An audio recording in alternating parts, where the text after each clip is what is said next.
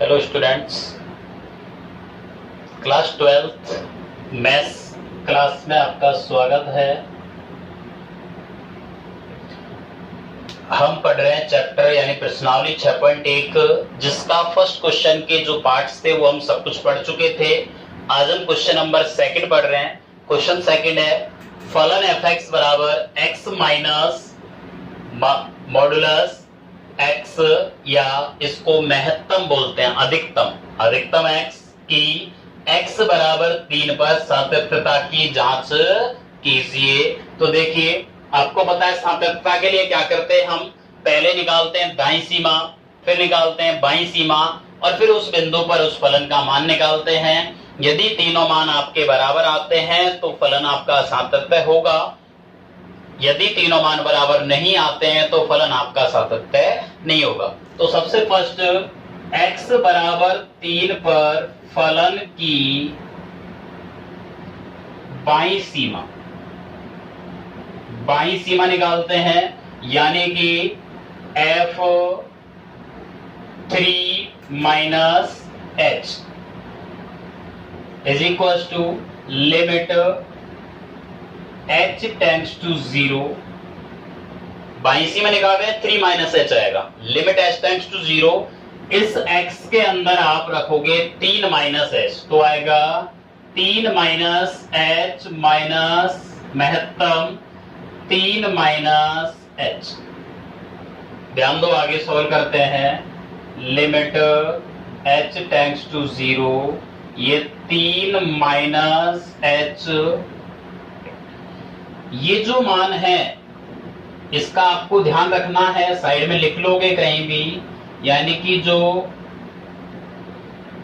महत्तम 3 minus h है इसका मान होगा 2, यानी यहाँ पे हम h का मान 1 रख सकते हैं। तो 3 में से घटाओगे कितना आएगा, 2 आएगा। तो माइनस इसकी जगह कितना रखेंगे, 2, लिमिट h टेंड्स टू 0, 3 में से 2 घटाएंगे 1 माइनस h, तो लिमिट h टेंड्स टू 0, या फिर आप इसमें लिमिट यूज करोगे तो h का मान 0 हो जाएगा, यानी 1 माइनस 0 कितना आएगा, 1। तो ये तो आई है इसकी x बराबर 3 पर बाईं सीमा। अब हम x बराबर 3 पर फलन की दाईं सीमा निकालते हैं, means f3 plus h।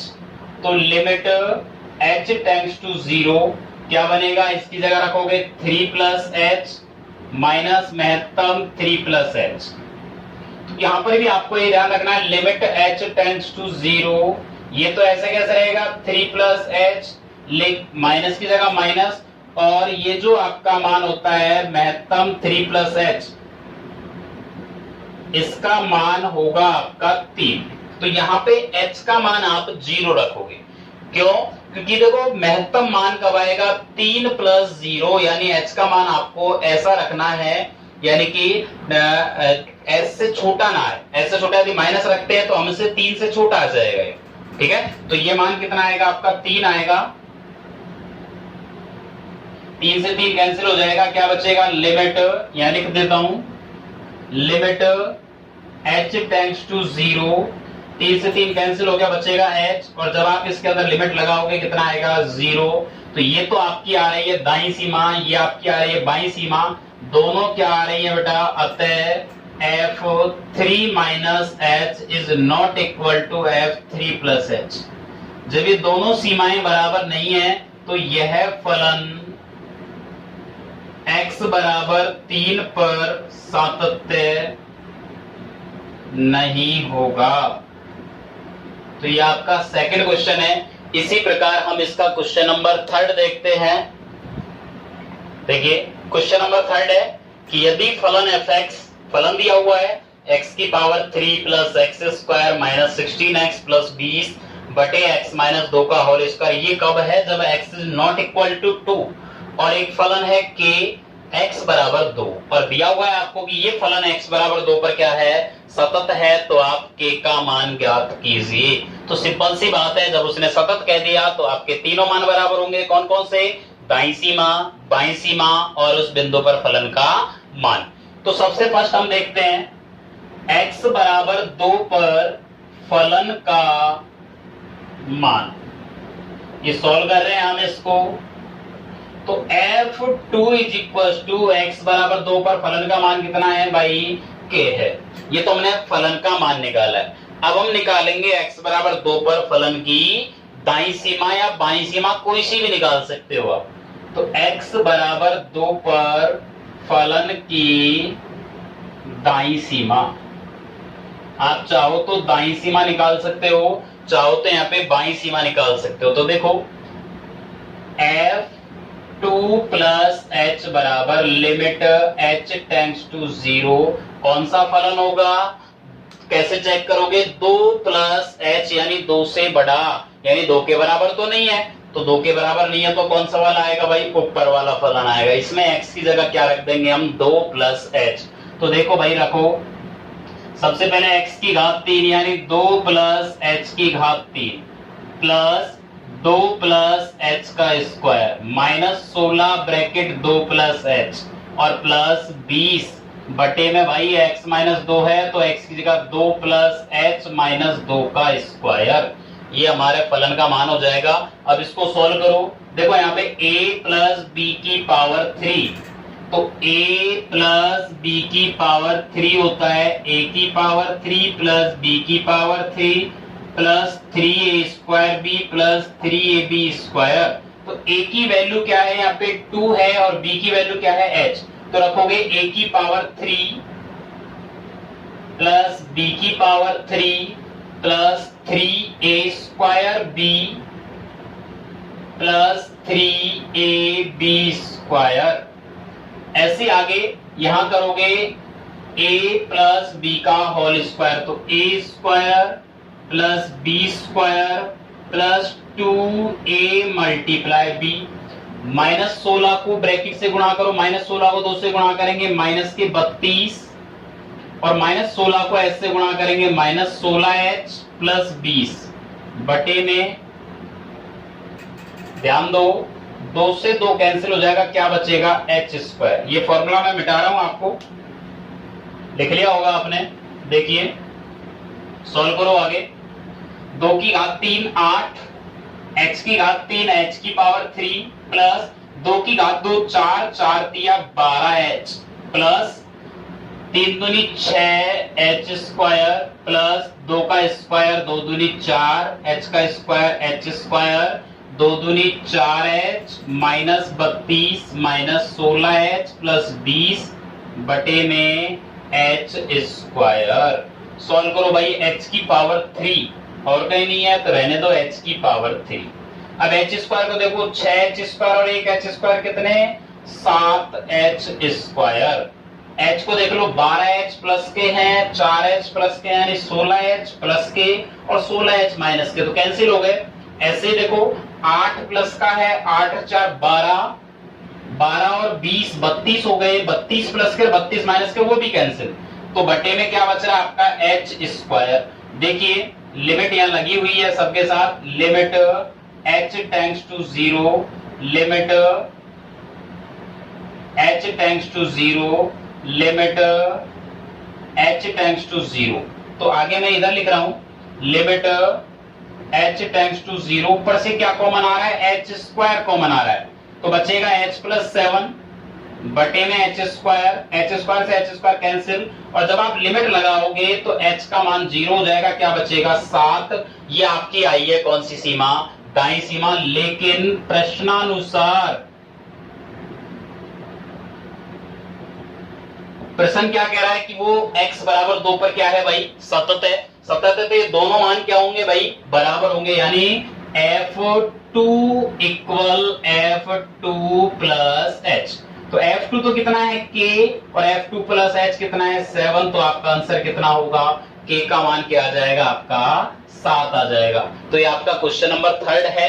Same इसी प्रकार हम इसका क्वेश्चन नंबर लास्ट और 4th करते हैं। देखिए क्वेश्चन नंबर 4 है कि फलन f(x), आपको फलन दिया हुआ है -x², 4x - 3, 5x² - 4x, इन्हीं के साथ में इनकी कंडीशंस दी हुई हैं आपको फलन देखने के लिए, और आपसे कह रहा है कि अंतराल 0,2 में सातत्यता का परीक्षण कीजिए। तो ये आपका जो अंतराल है इसका मतलब है कि इसके अंदर आपका 0 भी शामिल है, 1 भी शामिल है और 2 भी शामिल है। लेकिन आप ये चेक करोगे कि इसके अंदर आप ये -1 है, 0 नहीं है, सॉरी, -1 से 2 में आपको सातत्यता का परीक्षण करना है। तो इसका मतलब इस अंतराल का मतलब है कि इसके अंदर आपका -1 भी है, 0 भी है, 1 भी है, 2 भी है, यानी 4 मानों पर आपको सातत्यता का क्या करना है, परीक्षण करना है। लेकिन उसके लिए आपको देखना पड़ेगा क्या इन चारों मानों के लिए आपके पास फलन है क्या। देखो फलन कैसे चेक करते हैं, फलन का मतलब जो भी मान हम देख रहे हैं x का मान उससे छोटा भी होना चाहिए, उसके बराबर भी होना चाहिए और उससे बड़ा भी होना चाहिए, क्योंकि आप बाईं सीमा निकालोगी तो उससे छोटा लेंगे, दाईं सीमा निकालोगे उस मान से बड़ा लेंगे फलन के लिए, और उसी के बराबर में भी देखते हैं हम। तो देखते हैं सबसे पहले -1, तो -1 से छोटा भी है, -1 के ये -1 से बड़ा भी है x का मान, -1 के बराबर भी है, लेकिन -1 से छोटा नहीं है। तो आप -1 पर तो इस फलन को सातत्यता नहीं कर सकते। बात आती है 0 की, तो 0 के बराबर है, 0 से छोटा भी है और 0 के बड़ा भी है, यानी आप एक तो इसको x बराबर 0 पर सातत्यता का परीक्षण करोगे। 1 पर देखते हैं, तो 1 से छोटा है, 1 के बराबर है और 1 से बड़ा भी है x का मान, तो 1 पर भी आप कर लोगे इसे चेक। फिर बात आती है 2 की, तो x का मान 2 से छोटा है, 2 के बराबर है, लेकिन 2 से बड़ा नहीं है, तो आप x बराबर 2 पर भी इस फलन का सातत्यता का परीक्षण नहीं कर सकते। तो अब हमारे पास 2 मान आए हैं, एक x बराबर 0 और एक x बराबर 1। तो सबसे पहले हम x बराबर 0 पर सातत्यता का परीक्षण कर लेते हैं। तो x बराबर 0 पर फलन का मान देखते हैं भाई, फलन का मान f0 बराबर, तो x बराबर 0 ढूंढो यहाँ पे, ये x बराबर 0 है, तो इसके लिए फलन का मान कितना है आपका -x² है। आप x की जगह क्या रखोगे, 0 रखोगे, तो 0 का स्क्वायर कितना आएगा बेटा, ये मान आपका 0 आ चुका है। अब x बराबर 0 पर फलन की दाईं सीमा निकालेंगे, तो दाईं सीमा हो जाएगी f0 plus h is equal to limit h tends to 0। 0 plus h का मतलब है x का मान 0 से बड़ा, तो 0 से बड़ा आपका यहां पर है x का मान, तो उसके लिए फलन होगा 4x - 3। तो देखिए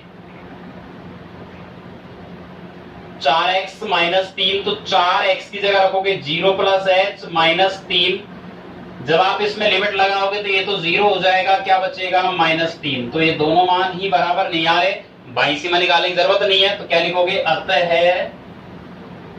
f0 is not equal to f0 plus h। तो यह फलन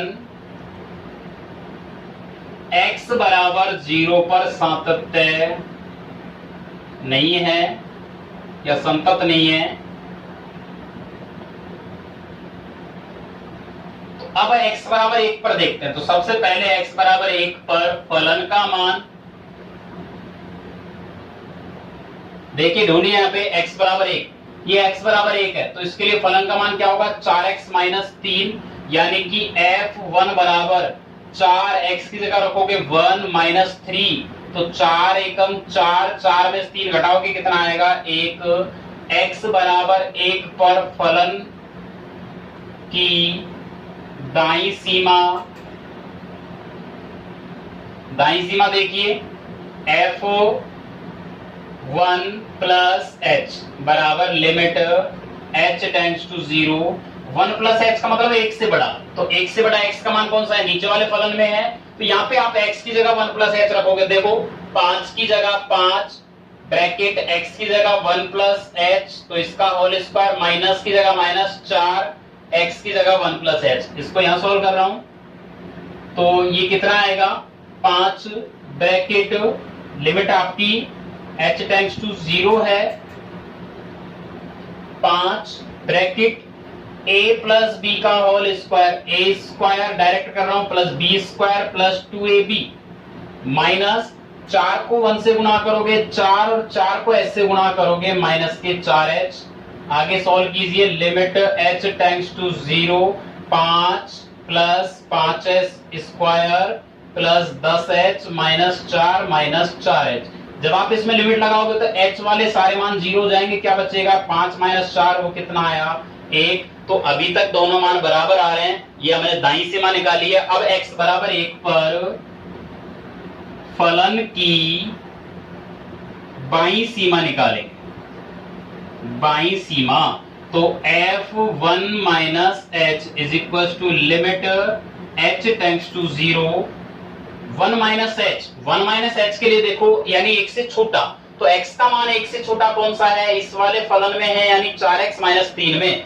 तो 4 ब्रैकेट x की जगह रखोगे 1 माइनस h माइनस 3 तो लिमिट h टेंड्स टू 0 4 को 1 से गुणा करेंगे 4 को माइनस h से करेंगे माइनस 4h और माइनस 3 जब लिमिट लगाओगे तो ये h वाला मान 0 हो जाएगा क्या बचेगा 4 माइनस 3 यानी कितना आया 1 तो अब देखिए x बराबर 0 पर तो दोनों मान बराबर नहीं आए थे यानी x बराबर 0 पर तो फलन सतत नहीं है लेकिन x बराबर 1 पर आपके तीनों मान बराबर आ रहे हैं तो क्या लिखोगे अतः f1 बराबर f1 प्लस h बराबर f1 माइनस h तो फलन x बराबर 1 पर क्या होगा संतत होगा ये आपकी प्रश्नावली 6.1 कंप्लीट हो चुकी है यदि किसी क्वेश्चन में आपको प्रॉब्लम आती है तो आप कमेंट करके बोल सकते हो उसका सॉल्यूशन आपको मिल जाएगा बाकी नेक्स्ट वीडियो में हम एक्सरसाइज 6.2 पढ़ेंगे जिसमें हम अवकलनीयता के बारे में पढ़ेंगे।